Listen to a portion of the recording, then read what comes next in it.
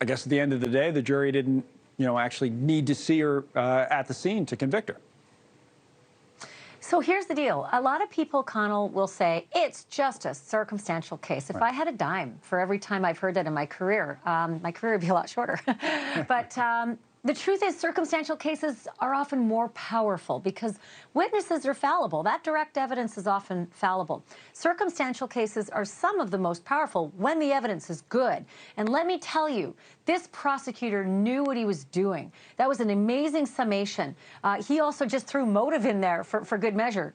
Prosecutors don't have to prove motive. It's not on the list, but it always helps. And they listed it out saying no one else had that love interest, right? So I think that they did a fantastic job. I think they had a remarkable amount of evidence. I also think when we get to sentencing, the way that Mo was killed, I think is going to factor in here because being shot in the face is extremely heinous, atrocious, and cruel. It sure is. The defense tried. I mean, their basic defense was they're going to just try to pin this on Colin Strickland.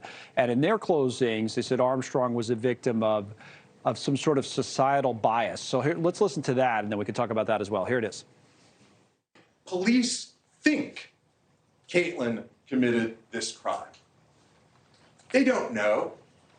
She fits their story. She fits the story they created, a spurned, jealous lover. That story is so easy. That story is so easy to tell because it ties into a framework of patriarchy and misogyny that is rooted in American culture. All right, patriarchy, misogyny, jury didn't buy any of it, I guess. Well, let's throw in a few more. Hell hath no fury like a woman scorned, or the mistress. Have you ever noticed there isn't a male equivalent for the word mistress? He's right. He's absolutely right. But can I also say that is what you say when you don't have much else? You just go for the hearts and minds and the gut of the jurors instead of in your summation reminding them of all of the really strong evidence that disproves your client. They didn't have it. They really didn't. They had like itty-bitty bits, but not enough for someone who's reasonable. And that's what this all comes down to, reasonable. Can I also say one other thing about the evidence these days that's really new? It's kind of like our generation's thing. Geolocating. Geolocating is not your friend unless you're Colin Strickland, because she was geolocated to the murder and he was geolocated away from the murder. There you go, and that's what they had. I mean, it was almost like desperation, I guess, at the end a little bit. Alex and others were saying they had like these theatrics where they brought a bike in and did some sort of show and tell on that. So is that really what that is? Is that just a desperate move at the end when you do stuff like that? Well, I like to call it Johnny Cochran jazz hands, because Johnny Cochran was the best at props and jazz hands, including a glove that was, I think, some people say one of the linchpins of that case. I think when you don't have much, they say you pound the facts when you have them, you pound the table when you don't.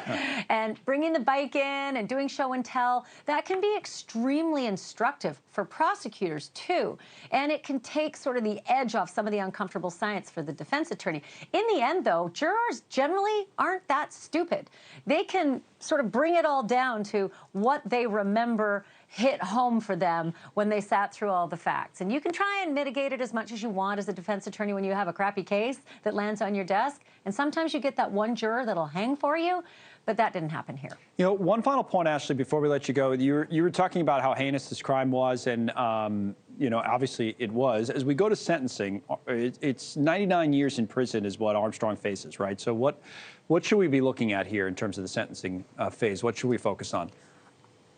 I see nothing that this judge can look at to, draw down on that range, because honestly, she flew the coop not once but twice. She has never, ever expressed any kind of remorse or taken any responsibility for her actions. I don't expect that's going to happen anytime soon. She probably wants to preserve the record for any kind of appeal, but you can't just appeal because you don't like a verdict. You have to appeal if you find something wrong with the trial record. And so they'll go over it with a fine-tooth comb and see if there's something they can say, we deserve another crack at this apple. But honestly, I expect her to receive the highest end of that range. Connell, the shot was to the face twice. It's terrible, or heinous, as you said. All right, we'll watch that. We'll watch you tonight. Thank you so much for the analysis. We appreciate it. Ashleigh Banfield and Tonight's edition of Banfield, Ashleigh's going to have all the latest on this verdict. Smart legal analysis you've come to expect. That is Banfield, 10 o'clock Eastern time right here on NewsNation. Thanks so much for watching. Go to joinnn.com to find NewsNation on your television provider. And don't forget to click the red subscribe button below to get more of NewsNation's fact-driven, unbiased coverage.